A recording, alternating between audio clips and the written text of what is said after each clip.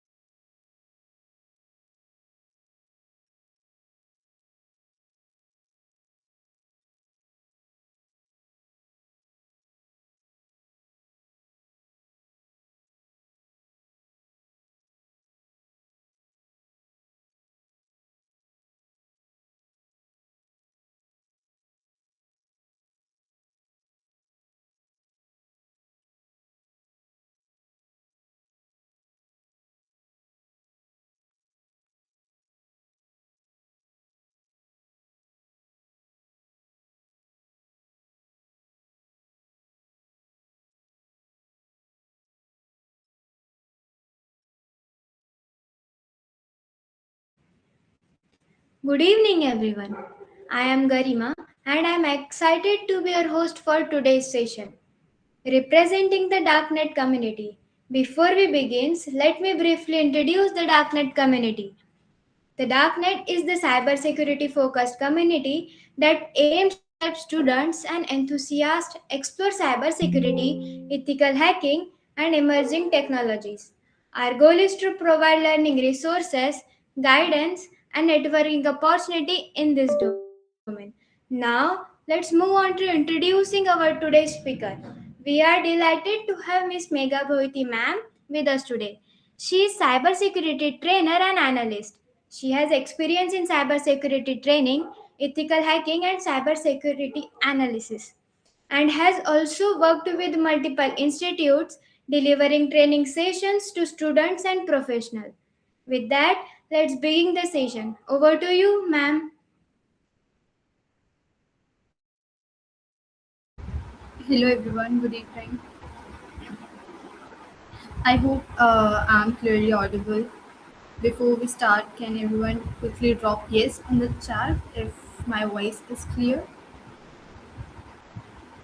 Yes, ma'am. Okay, thank you.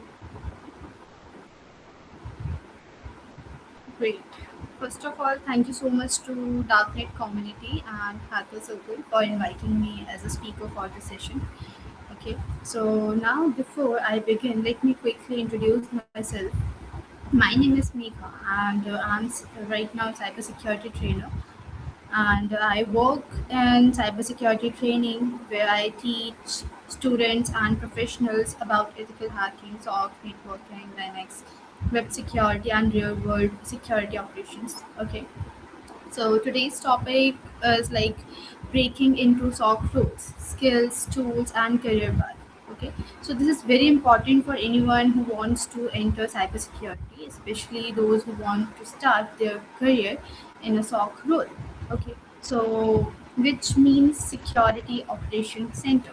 Okay, so my main focus is always simple. Like I don't want students to just learn definitions. I want them to understand how cybersecurity actually works in the real world.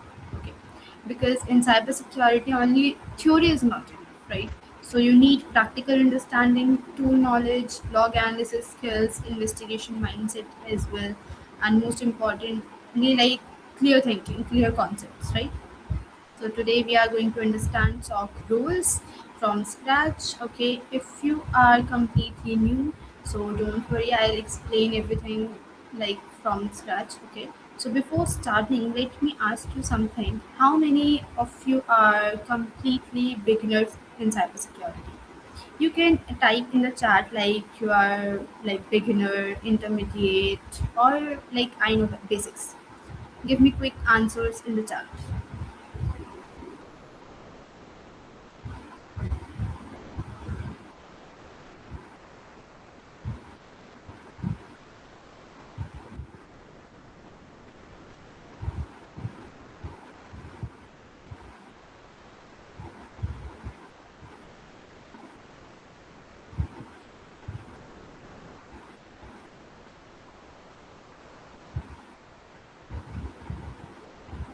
Is my screen visible to you guys?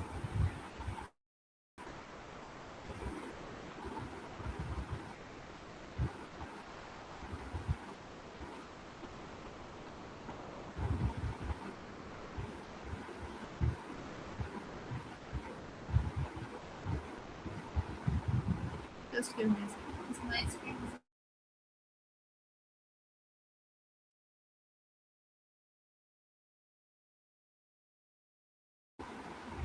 okay?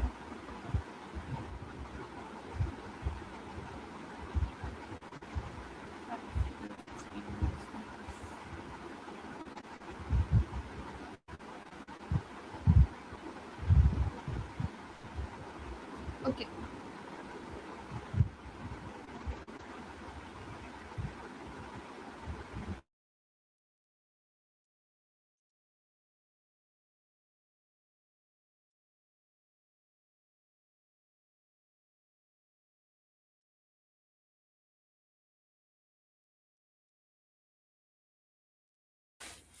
Okay, so don't worry if you are a beginner. Okay, today I will explain everything like from scratch. So by the end of the session, you will understand what SOC is, okay, and what SOC analysts actually do, what L1, L2, and L3 roles means, okay, and what skills are required, which tools you should learn, how attacks are detected, how Wireshark helps in analysis, and how you can start your SOC career step by step. Okay. So I can see here many beginners are here and some people already know a little bit about SOC. That's perfect. So I'll start from zero, then slowly take you toward real SOC workflow. Okay.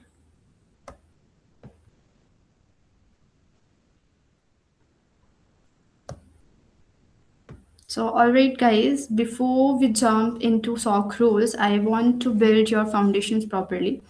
Okay, so because here's the thing, SOC is not the entire cybersecurity world.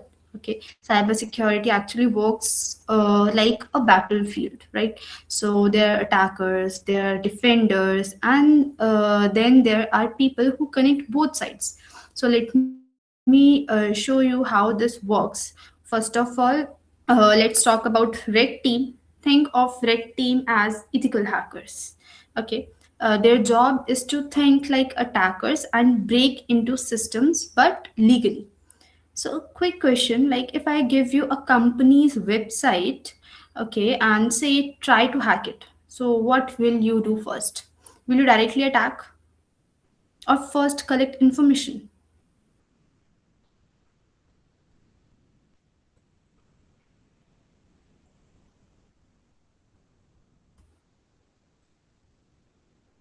You can drop the message in the chat box, guys.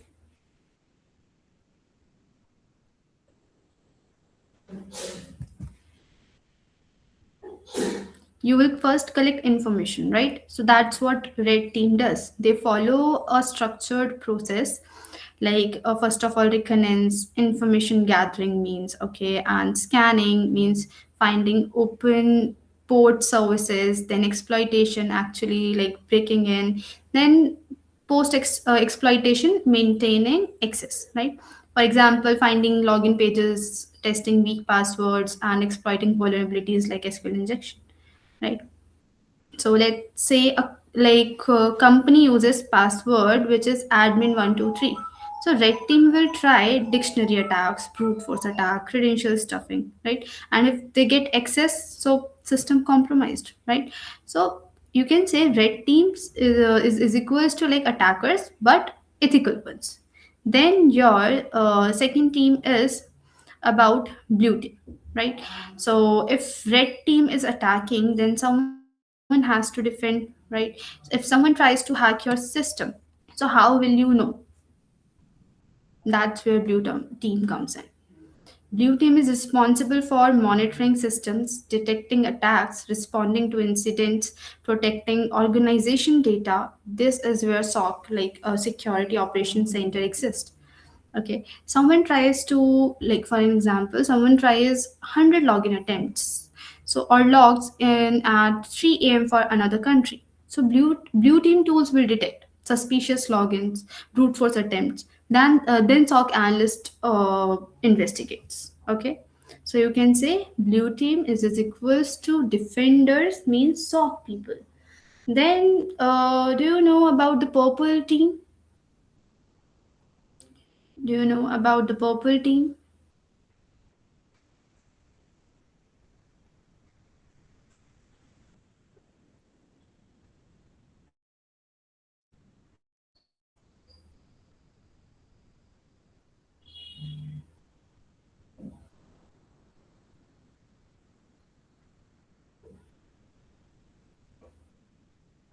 No. Okay. So now comes the most interesting one, which is purple team. This is like a bridge between red and the blue. Tell me, if red team finds a vulnerability but a blue team does not know how to detect it, so what happens?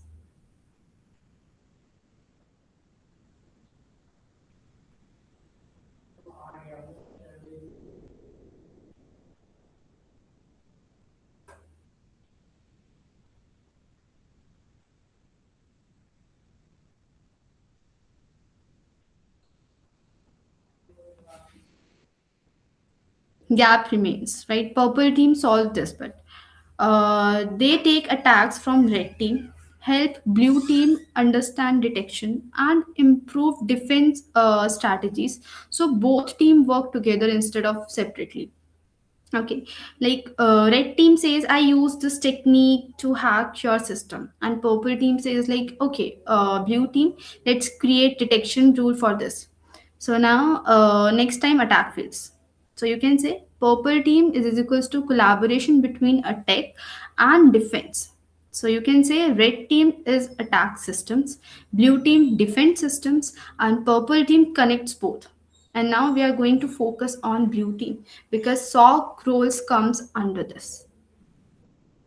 Okay, now everything will make sense when I say SOC, SOC L1, SOC L2, SOC L3. You'll understand these are blue team roles. Their job is to detect what red team does. So okay, so let's step into the real world now. Okay, let's understand what exactly happens inside a SOC.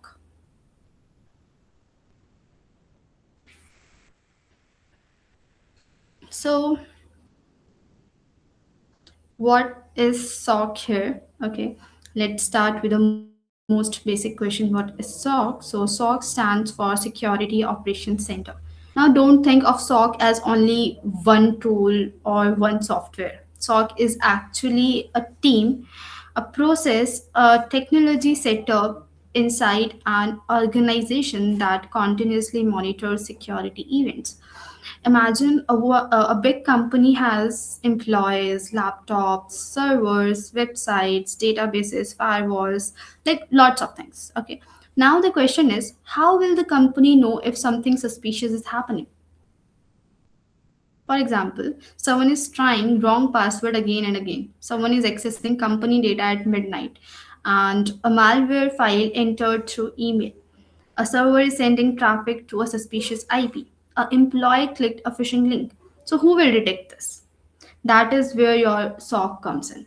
SOC continuously watches all these activities and tries to answer, is this normal? Is this suspicious? Is this an attack? Is this a false alarm? Do we need to escalate it? Do we need to block something?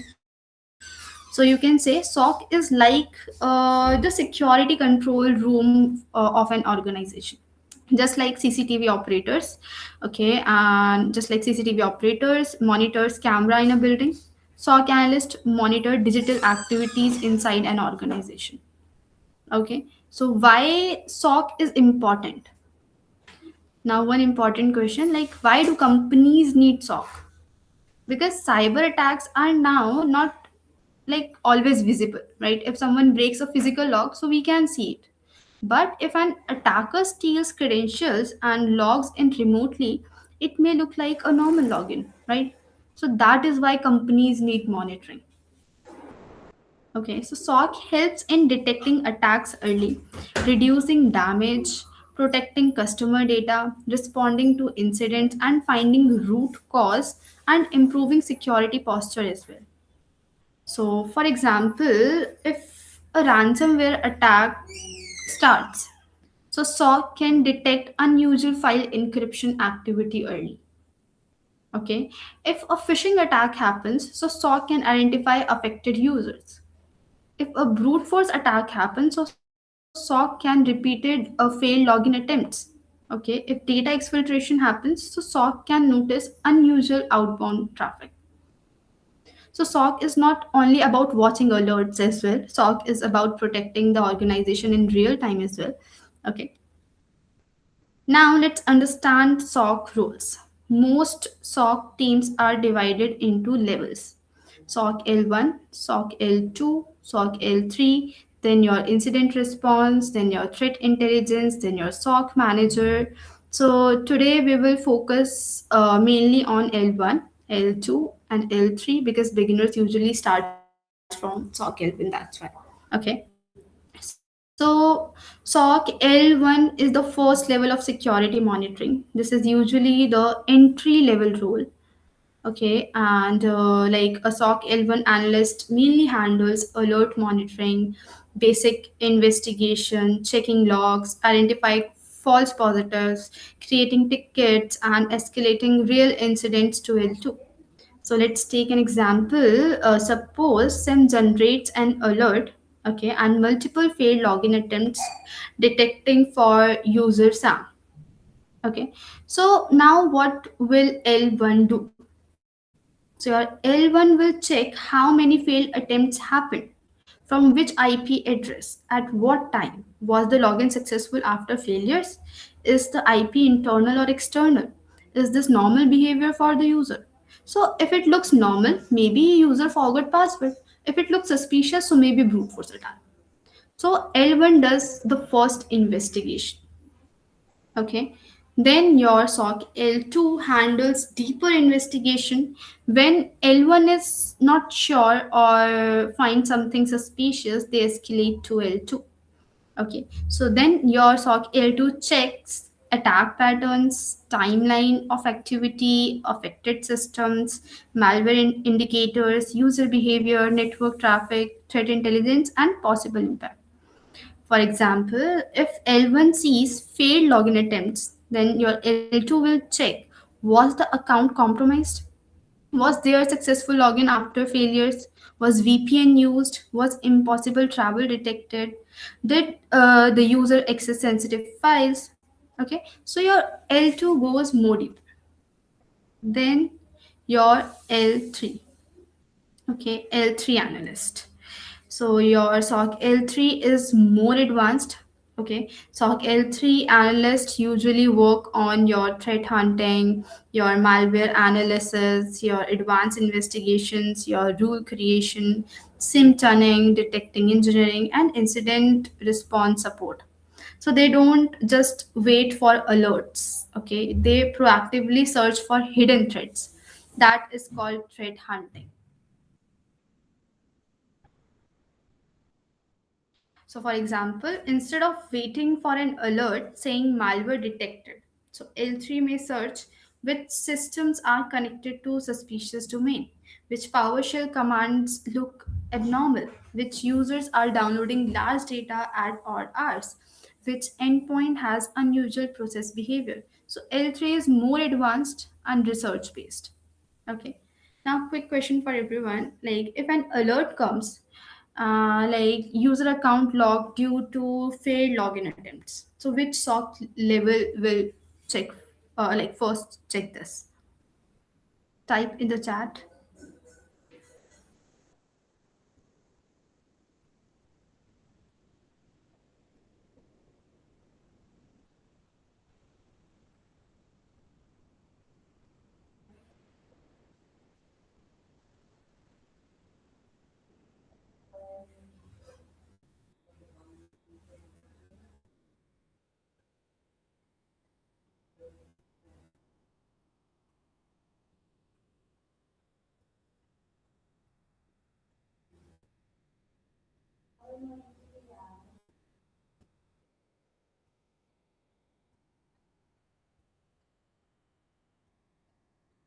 Type in the chat box.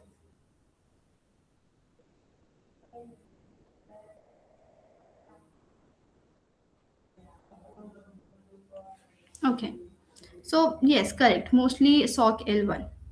So now, if L1 finds that after failed attempts, login was successful from like Russia, but the employees is in India. So then who should handle deeper investigation? SOC L2 or L3, depending on organization process.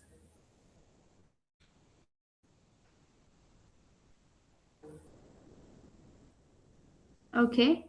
Then your let's understand how SOC actually works in real life. A normal SOC workflow looks like this: alert generated, triage, investigation, classification, escalation, containment, remediation, documentation, closure. Now, let me explain each step. Your step one is alert generated. Security tools generate alerts. For example, SIM alert, multiple failed logins, EDR alert, malware detected, firewall alert, blocked suspicious IP, Email security alert, phishing email detected. DLP alert, sensitive data upload detected. So SOC analyst receives these alerts on dashboard. Then your step two, triage. So triage means first level checking. SOC means SOC analyst checks, is this alert serious? Is this false positive? Is this repeated? Is this affecting critical systems? Is this related to known attack? Okay, for an example, an alert says port scan detected from internal IP. So now maybe it is attacker activity. Maybe IT team was doing authorized scanning. So analyst must verify, right? Then your step three is investigation. In investigation, analyst collects evidence. They check logs, IP addresses, username, host name, timestamps, processes, network connections, file hash, these kind of informations. So this is where your technical knowledge matters. Okay, you must know networking, Windows logs, Linux logs, common ports, attacker behavior, and tools. Okay, then your step four is classification. After investigation, analyst classifies the alert. It can be true positive, it can be false positive, okay, false negative as well. So let me explain you the meaning of true positive, false positive, these terms. So true positive means alert is real and attack actually happened. Okay, like malware detected and confirmed. So this is a true positive. And false positive means alert came but no real threat. For example, internal admin scanning network with permission. Okay, then your step 5 is escalation. If L1 cannot close the alert, they escalate it to L2, right? Escalation should include what happened, when did it happen, which user and system is affected, what evidence was found, what logs were checked, why is it suspicious. Okay, so good escalation is very important, and a bad escalation says like suspicious activity found, that's it. And good escalation says multiple failed login attempts were observed for user, okay, like sam at the rate company.com from external IP, and the IP address is also mentioned there. Okay, and the timings is also mentioned there. So one successful login occurred after 14 failures. An IP reputation shows suspicious history, so escalating for deeper investigation. Okay, so I hope you can see the difference here. The difference between a bad escalation says that's it, like suspicious activity found, and a good escalation gives you a detailed information. Okay, then your step 6 is containment. So containment means stopping the damage. For example, actions disable user account, block IP, isolate infect machines, remove malicious email, reset password, disconnect system from networks. So SOC analysts may not always perform containment directly, but they coordinate with IT and security teams. Okay. Then your step 7 is remediation. Remediation means fixing the root issues. For example, patch vulnerable system, remove malware, change firewall rule, enable multi-factor authentication, okay, update detection rule, train user against phishing as well. Then your step 8, which is documentation. Every incident must be documented. SOC ticket should include alert name, severity level, affected asset, timeline, investigation steps, evidence, final conclusion as well. So in SOC, documentation is not optional. If you investigate but don't document properly, the next analyst will not understand what happened. Okay. So now let me tell you honestly, like what SOC analyst does daily. Okay. So SOC is not about hacking all the time. SOC is about watching, checking, and thinking as well.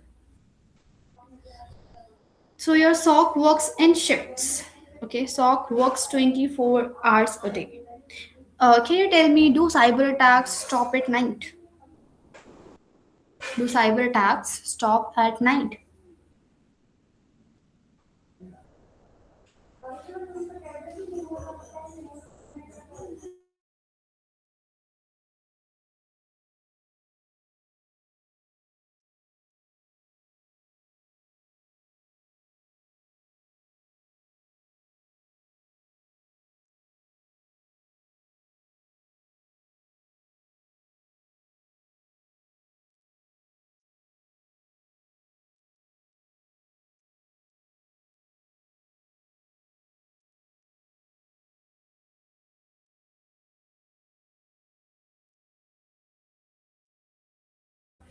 No, right? Obviously, no. So, analyst works in shift, morning, evening, and night. So, at the start of a shift, a SOC analyst logs into the system, opens the dashboard, reads notes from previous analyst. Okay, so like you need to understand why notes matter, because SOC work never stops. Notes help the next person understand what is happening. Okay, what happens if notes are missing. Okay, and this is all about start of the shift. Now, during the shift alerts appear on the dashboard. An alert is a warning, not a confirmed attack. Okay, so what does analyst do when an alert comes? Okay, so analyst reads the alert, check basic details, look at logs, decides next step as well. Okay, so logs show who did what, when did it happen, and from where as well. After checking, the analyst decides false alert or real issue. Okay, so should we panic at every alert? Obviously, no. Okay, because sometimes your alerts will be false as well. That's why false positive as well. Okay, then your documentation. SOC analyst writes everything. But why? Because another analyst may continue. That's why. Okay, managers may ask, legal team may need it. So if it is not written, it did not happen. End of the shift. At the end of the shift, your analyst updates notes, explain important issues, and hands over work.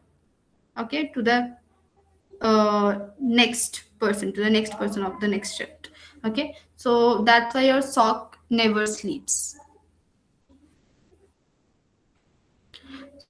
So, what skills do you think are more important for this job? SOC analysts need patience, observation, basic technical knowledge, and calm thinking as well. Okay, so SOC is not about reacting fast, SOC is about reacting correctly.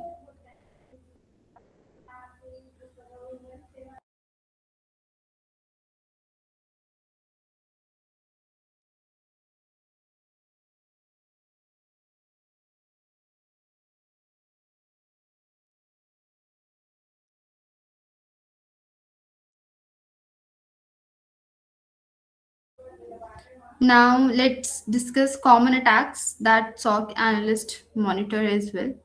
Okay, so your first one is SYN flood attack.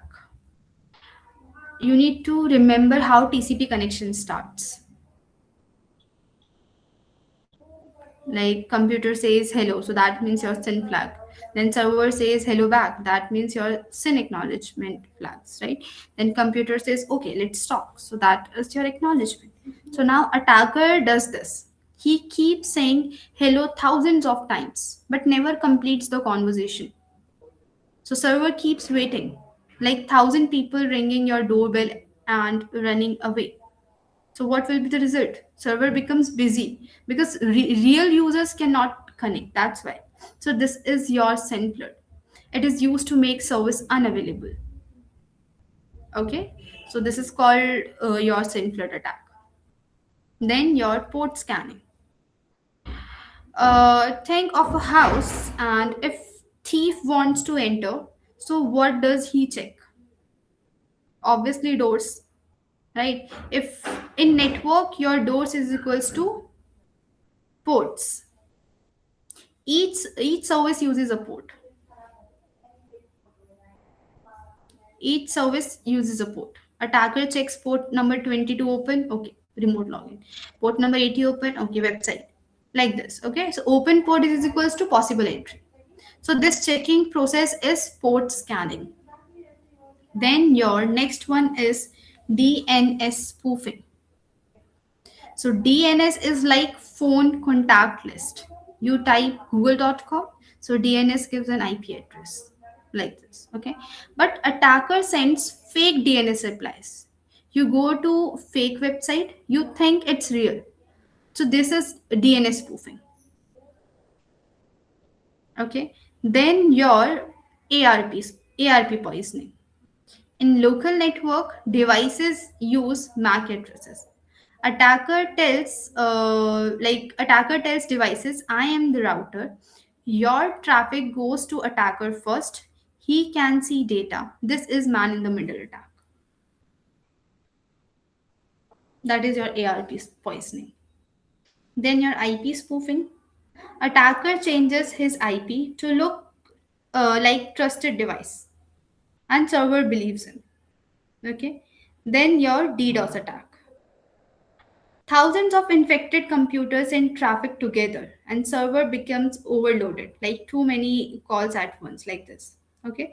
So network attacks either stop communication, spy on communication, or fake identity as well. But how security analysts detect network attacks? Now imagine you are a security analyst and you are sitting in front of a screen. You don't see hackers, you don't see cables, you only see network traffic. And your job is to answer one question: is this traffic normal or is something wrong? So, first, what does Wireshark show? Wireshark captures packets. Okay. Each line is one packet moving in or out. Every packet shows source IP, means who sent it, destination IP, where it's going, protocol means TCP, UDP, or DNS, etc. Port number, which service is used there, and flags like send, ACK, push, reset. Okay, so if someone is attacking, will packets look normal? If someone is attacking, so packet looks normal.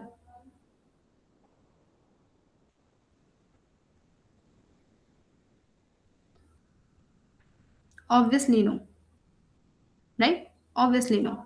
They will look strange. So your attack one, which is your SIM flood, okay, means how to detect it.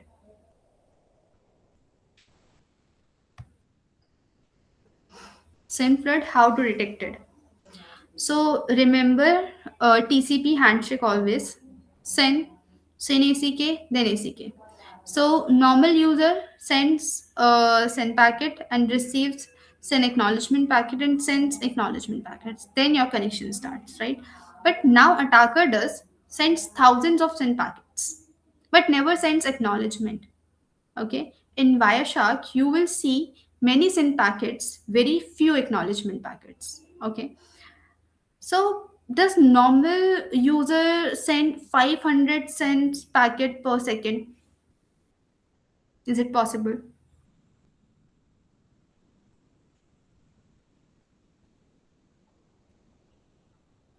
No, no, right. So analyst says like this is abnormal, possible syndrome like this. Okay. Then your attack two, which is your port scanning, how to detect it. Normal user opens browser, maybe one or two ports, but attacker checks many ports. So in Wireshark, you will see their same source IP trying connections to port number 21, port number 22, 23, 80, 443, lots of ports. Okay. So looks like someone is checking doors in a house. Okay, this pattern port scan.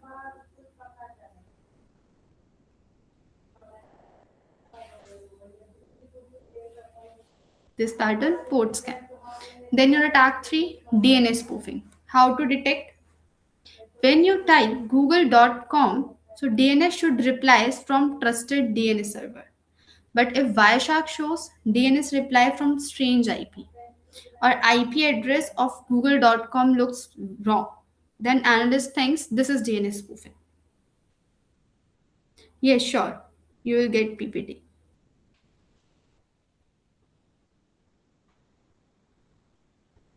Then your attack 4 means ARP poisoning. How to detect it? In local network, router has one MAC address. If suddenly router MAC keeps changing, okay, Wireshark shows many ARP replies, same IP but different MAC. Someone is pretending to be a router. That is your ARP poisoning. Okay. Then your attack 5, which is your DDoS attack. How to detect it? Server suddenly gets traffic from thousands of IP addresses. So Wireshark shows many packets from many sources to only one destination. So server becomes slow. That is your DDoS attack. Okay. So security analysts don't memorize attacks. They look just for unusual traffic, too much traffic, wrong identity, or strange patterns. Okay. So can you tell me guys, if you see tens in packets, so is it normal or attack? If you see tens in packets. And if you see, and the second question is, and if you see 10,000 in packets in 1 second, so is it normal or attack?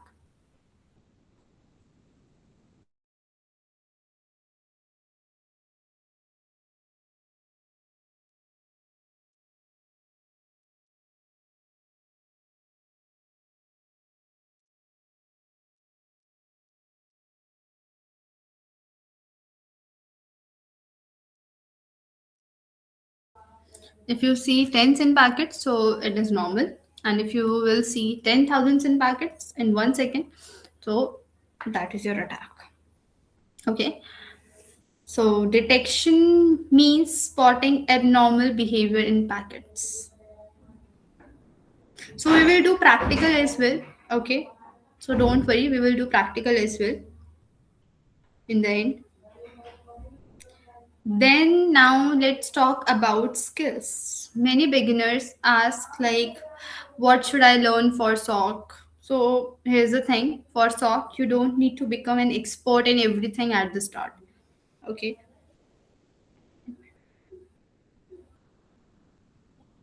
Correct guys, correct. Okay. Yeah.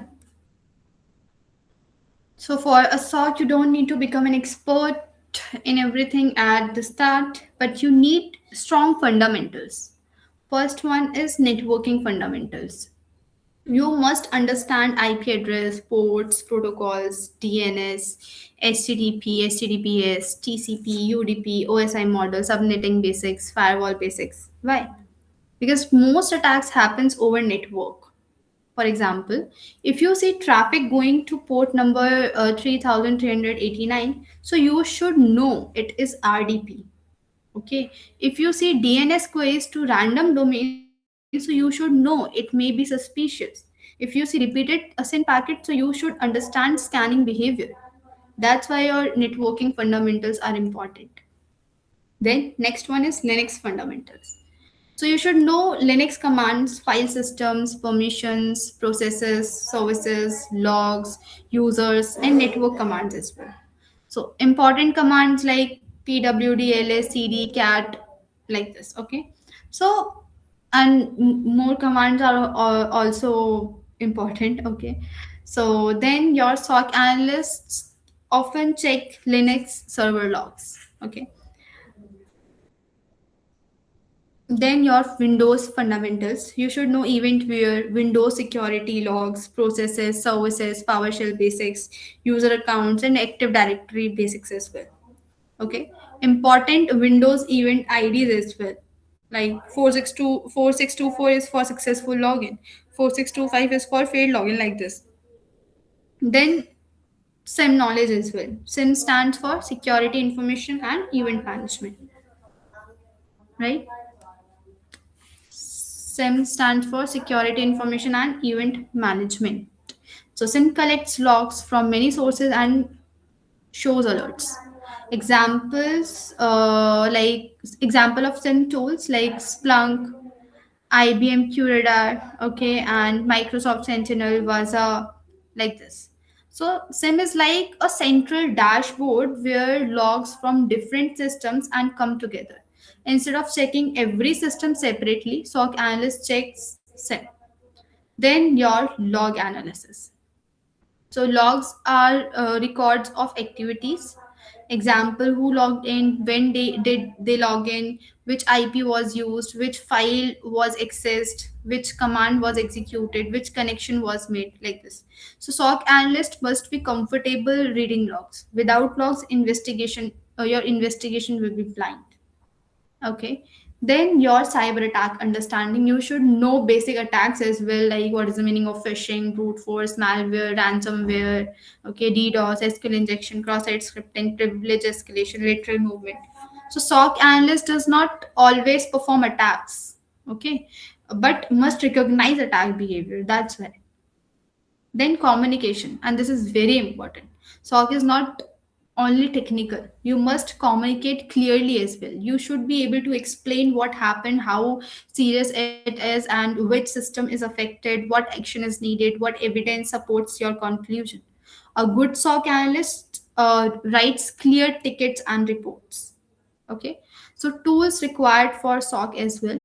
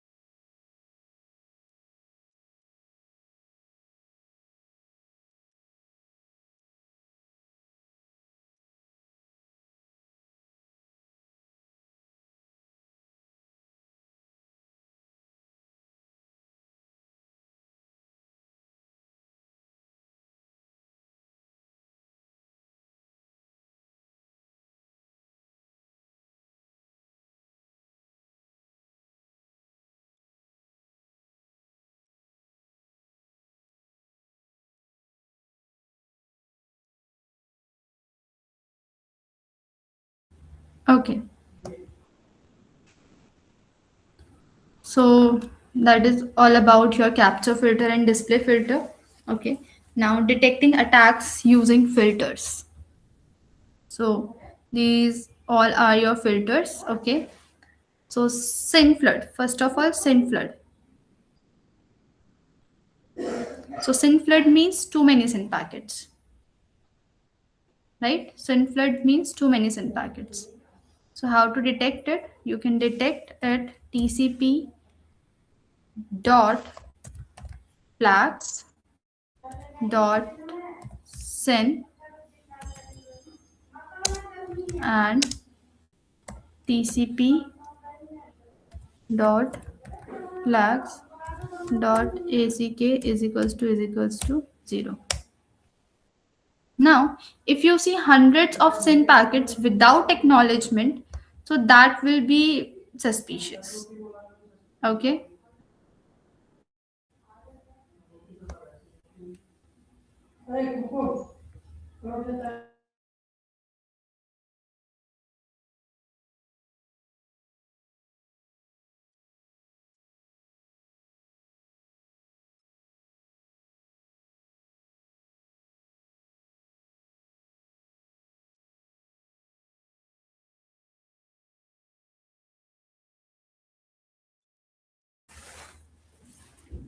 Then your port scanning. How to detect the port scanning?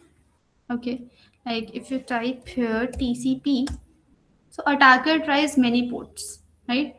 So then observe if same IP address trying many ports quickly. Like now here all the port like all the data packets are like not suspicious. Okay, but if you type here TCP and you can observe here your same IP address trying many multiple ports quickly, so that will be suspicious.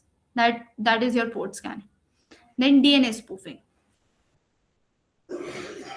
DNS. So now check DNS responses. Look at DNS reply source IP. If unknown, it will be suspicious. Then your ARP poisoning, you can easily type here ARP. ARP attack happens locally. Okay, if many ARP replies or router MAC address changes, that will be attack. Okay, if you can see here your ARP replies, like multiple ARP replies, and your router MAC address is changes, so that will be your attack. Then your DDoS, like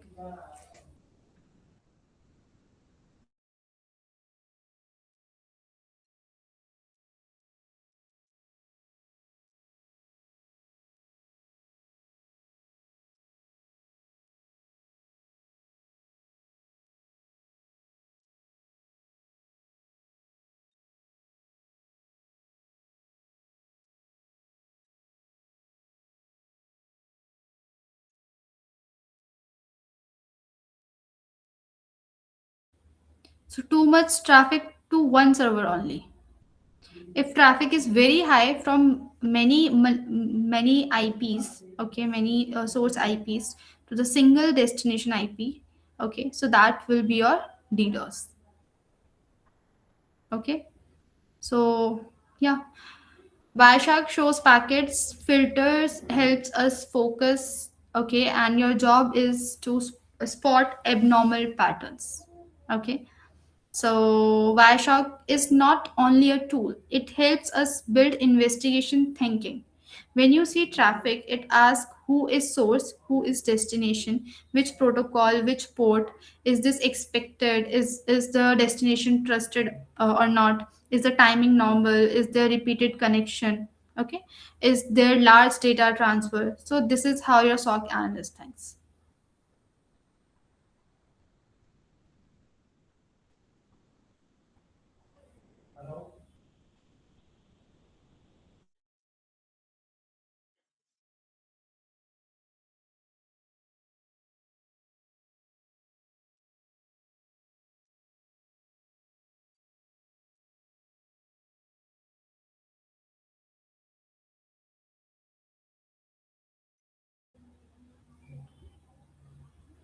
Then now let's discuss the career path. Many beginner ask like how do I enter cybersecurity? So my answer is start with fundamentals and choose a direction. For SOC, your path can be cybersecurity basics, networking, Linux, Windows, logs, SIM, SOC L1 skills, incident handling, threat hunting, SOC L2, L3, okay, like this. So beginner roadmap is like if you are beginner, so follow this roadmap. Month one is for basics, like what is cybersecurity, types of attacks, CIA threat, basic networking, Linux commands, and all. Then your month two, Linux plus networking. Learn IP addressing, ports and protocols, DNS about and TCP, UDP, Linux file system, Linux logs, and Linux permissions as well. Then your month three is Windows plus logs. Okay, learns here Windows event viewer, event IDs, authentication logs, process logs, and Active Directory basics as well. Then your month four is for SIM. Okay, learn about Splunk basics, Vaza, log searching, alert investigation, dashboards, correlation rules. Then your month five SOC use cases. Practice brute force detection, phishing investigation, malware alert investigation, suspicious login analysis. Okay, port scan detection, failed login analysis as well. Then your last month means like month six, project plus resume. Build project. Okay. SOC lab using Vaza, Windows, a log analysis project like this. Okay. Right. Then mistake beginners should avoid. Okay, let me share some common mistake one, learning tools without basics. Don't directly jump to Splunk or Wireshark without understanding networking and logs. Then your mistake two, only watching videos. Watching is not enough. Okay, practice is also required. Then mistake three, ignoring documentation. SOC analyst must must write clear reports and tickets. Then mistake four, not building projects. Projects prove your practical knowledge. Okay. Then your mistake five, poor communication. SOC analyst need to explain incidents very clearly. Technical skill is very important. Okay, but communication is also very important. Okay. So yeah, SOC means Security Operations Center. Okay, SOC analyst monitor, detect, investigate, and respond to cyber threats. SOC L1 handles basic monitoring and alert triage. Yeah, then your SOC L2 perform deeper investigation. Okay, and SOC L3 handles advanced response and threat hunting, detection improvement. To enter SOC, focus on networking, Linux, Windows, logs, SIM, Wireshark, threat intelligence, incident response, practical projects as well, and clear communication.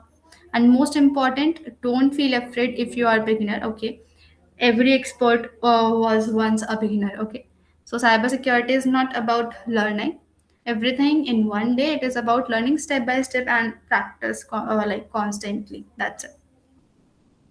So yeah, thank you so much everyone for joining this session, and thank you TDC and Hacker Circle for giving me this opportunity. So that's it from my side.